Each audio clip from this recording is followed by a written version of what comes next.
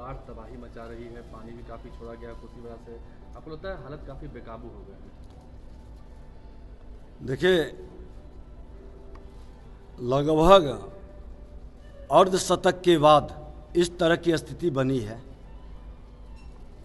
6,61,000 cusec water छोड़ा गया, जो पहली बार बिहार में अनुभव है। लेकिन सरकार सजग है। सरकार की सजगता से वो नुकसान नहीं कर पाएगा जो अकस्मात बाढ़ आने से होता है। शासन प्रशासन पूरी नज़र रखे हुए है और भारत सरकार भी बाढ़ आपदा से निपटने के लिए 11,000 करोड़ से ज़्यादा जो दिया गया है। कल डीपीआर भी नेपाल के डैम के लिए बनाने का पूरी प्लानिंग चल रही है। इस बार प्रकृति की विपदा पर हम सब की एकजुटता, बिहार सरकार और केंद्र सरकार मिल करके हम इसका निदान भी करेंगे और अपने बिहारियों को सुरक्षित और संरक्षित भी रखेंगे। कोई समस्या प्रॉब्लम नहीं होगा। सारे प्रशासन, कई जिलाधिकारियों से हमारी बात भी हुई है। मुजफ्फरपुर के जिलाधिकारी भी अभी बताए हैं कि हमारा तटबंध सुरक्षित है, नज़र है। सीतामढ़ी से जो पानी आ रही है, हम पूरी तैयारी कर रहे हैं। इसलिए सरकार पूरी सजगता से, गंभीरता से लगी हुई है।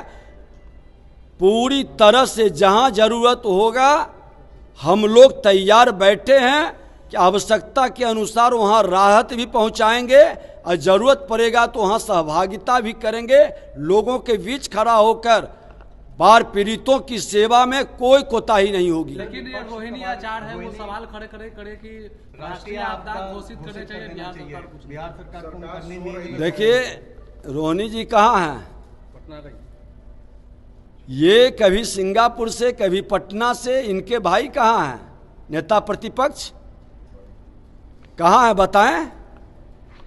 अरे जिम्मेवारी निभाओ। सोने के चम्मच लेकर जन्म लेने वाले लोग, राजा रानी के पेट से जन्म लेने वाले राजकुमार और राजकुमारी जी, बिहार की जनता जमीन पर देखना चाहती है। जमीन पर सेवा के भाव से काम करना चाहिए।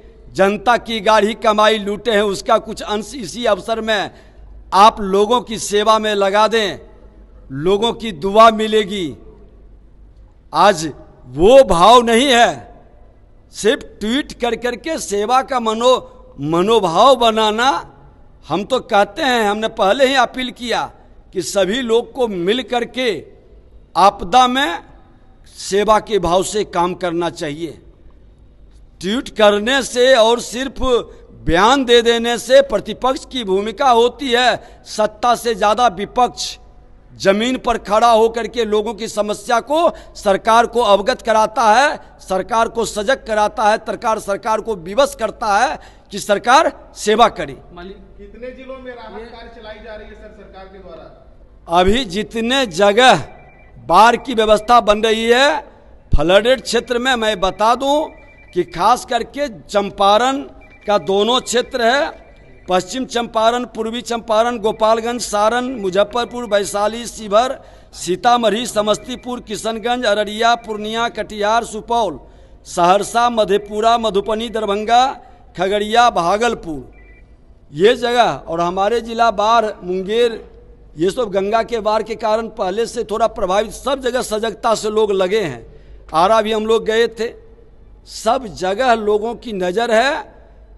माननीय मुख्यमंत्री जी ने कहा है कि आपदा से पीड़ित लोगों का खजाने पर पहला अधिकार है और उसके लिए कोई कमी नहीं रहेगी। मल्लिकार्जुन खड़गे हैं, उन्होंने कहा है कि पीएम मोदी को सत्ता से हटाने तक मैं जिंदा रहूंगा। जब तक हटाएंगे नहीं तब तक। बस देश को कमजोर करने वाले, आतंकवाद, उग्रवाद, अपराध और भ्रष्टाचारी को पोषित करने वाले लोग देश के प्रधानमंत्री नरेंद्र मोदी जी को ही हटाने का पहला अभियान रखे हैं, क्योंकि देश के प्रधानमंत्री नरेंद्र मोदी जी ने ही आतंकवाद और उग्रवाद को समाप्त लगभग कर दिया है और अब अपराध और भ्रष्टाचारी पर दबिश बढ़ गई है।